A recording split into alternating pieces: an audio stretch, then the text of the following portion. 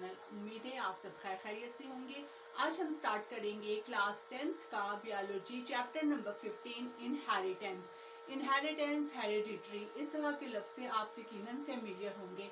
Inheritance क्या होती है? आप देखें कि हम ह्यूमन बींग्स की बात करें या एनिमल्स की बात करें, किसी भी ऑर्गेनिज्म की बात करें, आपने देखा होगा कि हर ऑर्गेनिज्म में जो बच्चे होते हैं वो अपने पेरेंट्स से रिजेंबल करते हैं। एनिमल्स को आप देखें कि किटन बड़ा होकर बिल्ली की तरह ही निकलेगा।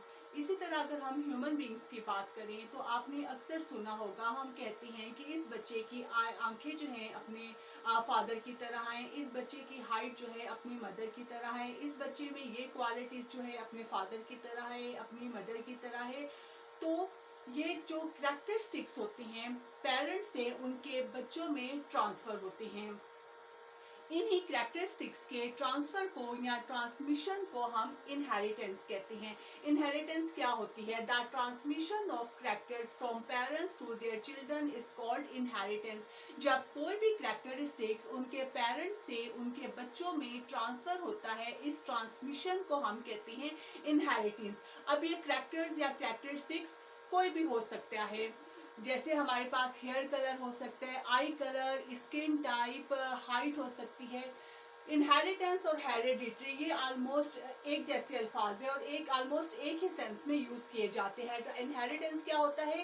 कैरेक्टरिस्टिक्स का पेरेंट्स से उनके बच्चों में ट्रांसफर होना या ट्रांसमिट होना, और वो तरीका, वो प्रोसेस जिसके जरिए ये कैरेक्टरिस्टिक्स पेरेंट्स से उनके बच्चों में ट्रांसफर होते हैं, इस प्रोसेस को हम कहते हैं हेरिडिटी।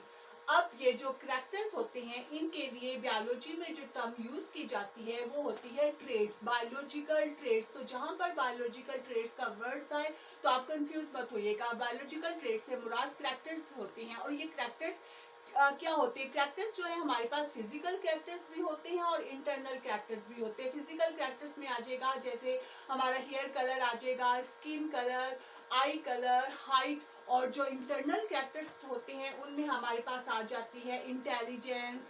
जैसे हम कहते हैं कि ये बच्चा बिल्कुल अपने वालिदैन की तरह ज़हीन है, या ये अपने वालिदैन की तरह शाय है, उनकी तरह शार्प है। तो ये जितने भी हमारे पास कैरेक्टरिस्टिक्स होते हैं ये इंटरनल कैरेक्टरिस्टिक्स कहलाएंगे। अब वो कैरेक्टर्स या वो ट्रेड्स जो के पेरेंट्स से उनके बच्चों में ट्रांसफर होते हैं उनको हम इनहेरिटेड ट्रेड्स भी कहते हैं। अब बायोलॉजी की वो ब्रांच जिसमें हम इसी हेरिडिटरी या इनहेरिटेंस को स्टडी करते हैं, उस ब्रांच को हम कहते हैं जेनेटिक्स। ये हमने ब्रांचेस ऑफ बायोलॉजी में भी पढ़ा था। जेनेटिक्स क्या होती है? Genetics is that branch of biology which deals with the study of hereditary and variation of organism। Biology की ऐसी ब्रांच जिसमें हम इस इनहेरिटेंस या हेरिडिटरी को स्टडी करते हैं, ऑर्गेनिज्म के अंदर वेरिएशन को स्टडी करते हैं। बायोलॉजी की उस ब्रांच को हम कहते हैं जेनेटिक्स। अब ये कैरेक्टरिस्टिक्स या जो कैरेक्टर्स हैं या बायोलॉजिकल ट्रेड्स हैं, ये पेरेंट्स से उनके बच्चों में ट्रांसफर कैसे होते हैं? हमारी बॉडी में कोई ना कोई ऐसी चीज तो होगी ना जो इन कैरेक्टर्स को पेरेंट्स से उनके बच्चों में ट्रांसफर करती है। वो चीज क्या होती है? उसे हम कहते हैं जीन्स। यकीनन आपने जीन्स का लफ्ज जो है पहले सुना होगा। जीन्स क्या होती है? जीन्स को हम मुख्तलिफ डेफिनेशन के जरिए एक्सप्लेन कर सकते हैं। सबसे पहले आ जाता है जीन क्या होती है? Gene is the basic unit of inheritance. Inheritance की जो बेसिक यूनिट होती है वो होती है जीन्स। जिस तरह हमने पिछले चैप्टर्स में भी पढ़ा, हर सिस्टम की एक ना एक बेसिक यूनिट होती है। जैसे हमने नर्वस सिस्टम पढ़ा था, ब्रेन, स्पाइनल कॉर्ड, उसकी नर्वस सिस्टम की बेसिक यूनिट थी हमारे पास न्यूरॉन। इसी तरह रेस्पिरेटरी सिस्टम हमने पढ़ा था जिसकी फंक्शनल और यूनिट थी हमारे पास एल्वियोलाई। किडनी में नेफ्रॉन थे। इसी तरह इनहेरिटेंस की जो बेसिक यूनिट होती है वो होती है gene. Gene is the basic unit of inheritance. फिर जीन्स क्या होती है? जीन्स वो चीज है जो कि इस बायोलॉजिकल इंफॉर्मेशन को अपने अंदर स्टोर करती है और उसको जनरेशन आफ्टर जनरेशन जो है ट्रांसफर भी करती है। तो gene it store and carries biological information. Genes जो है बायोलॉजिकल इंफॉर्मेशन को स्टोर करती है और जनरेशन आफ्टर जनरेशन जो है उसको ट्रांसफर भी करती है। अब ये जीन्स होते क्या हैं? Gene it is a short segment of DNA.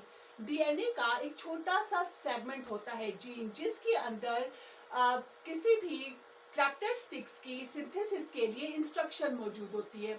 अब ये हमारी बॉडी के अंदर ये जो कैरेक्टरिस्टिक्स होती हैं, इनको हमारी बॉडी में एक्सप्रेस करने के लिए बॉडी के अंदर मुख्तलिफ किस्म की प्रोटीन्स मौजूद होती है।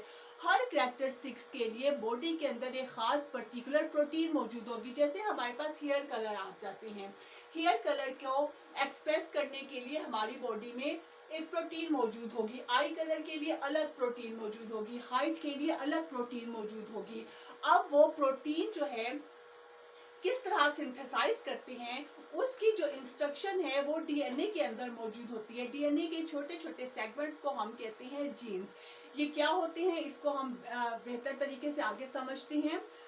इसके साथ हम ये देख लेते हैं क्रोमोसोम्स और जीन। हम अगर आपको सेल स्ट्रक्चर याद हो, आप पीछे से रिवाइज करो, हमने सेल स्ट्रक्चर में पढ़ा था कि cell is the basic unit of every organism. Cell के अंदर जो है न्यूक्लियस मौजूद होता है और न्यूक्लियस के अंदर मौजूद होते हैं क्रोमोसोम्स।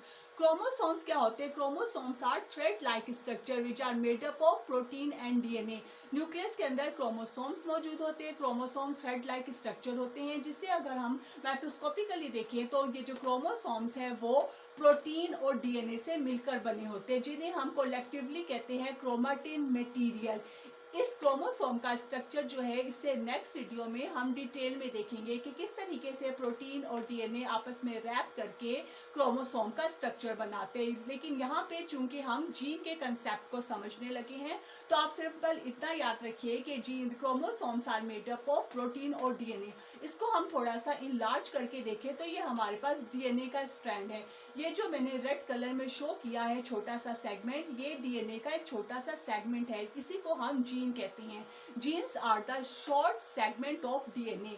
जीन्स डीएनए का एक छोटे से सेगमेंट होते हैं और इन सेगमेंट के अंदर किसी भी कैरेक्टरिस्टिक्स के लिए जो प्रोटीन जरूरी होती है, उस प्रोटीन को सिंथेसाइज करने के लिए यहाँ पे इंस्ट्रक्शंस मौजूद होती है। उसी इंस्ट्रक्शंस को फॉलो करते हुए बॉडी के अंदर वो प्रोटीन बनती है और वो प्रोटीन फिर उस कैरेक्टर्स को एक्सप्रेस करती है।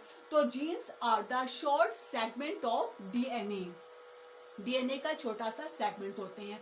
अब हम क्रोमोसोम्स को थोड़ा देख लेते हैं। हमने ये जो क्रोमोसोम्स होते हैं, मैंने आपको पहले भी सेल स्ट्रक्चर में बताया था कि हर ऑर्गेनिजम्स के अंदर इन क्रोमोसोम्स का नंबर जो है वो स्पेसिफिक होता है। हर ऑर्गेनिज्म के अंदर एक खास नंबर ऑफ क्रोमोसोम्स मौजूद होते हैं। इसी क्रोमोसोम्स की वजह से, किसके स्पेसिफिक नंबर की वजह से ही हम उस ऑर्गेनिज्म को रिकॉग्नाइज भी कर सकते हैं। जैसे यहाँ पे मैंने मुख्तलिफ एग्जाम्पल्स दी हैं। ह्यूमन बींग्स के अंदर 46 क्रोमोसोम्स मौजूद होते हैं जो कि 12 पेयर्स में होते हैं।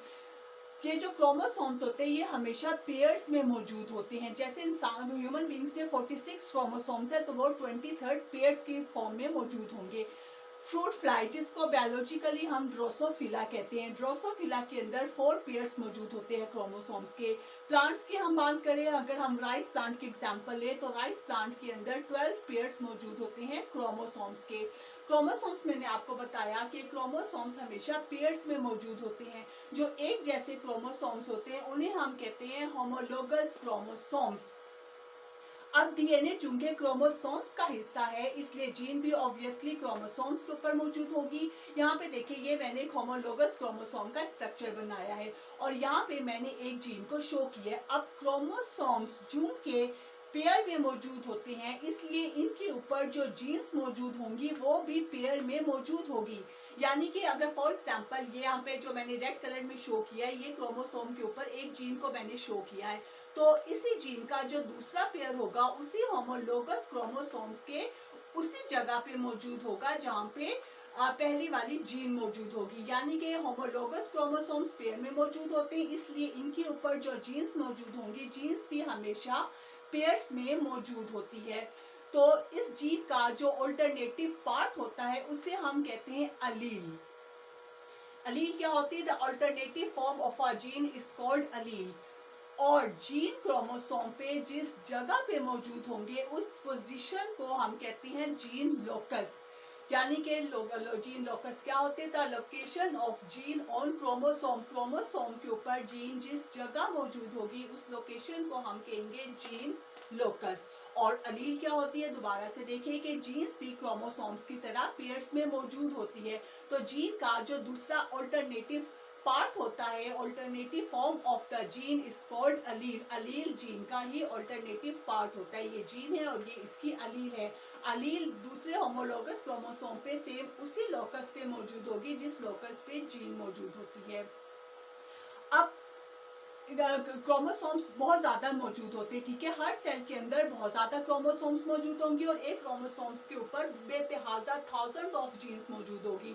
तो किसी भी ऑर्गेनिजम्स के तमाम क्रोमोसोम्स के ऊपर जितनी भी जीन्स मौजूद होती है उस सब को, उनके कंप्लीट सेट को हम कहते हैं जीनोम।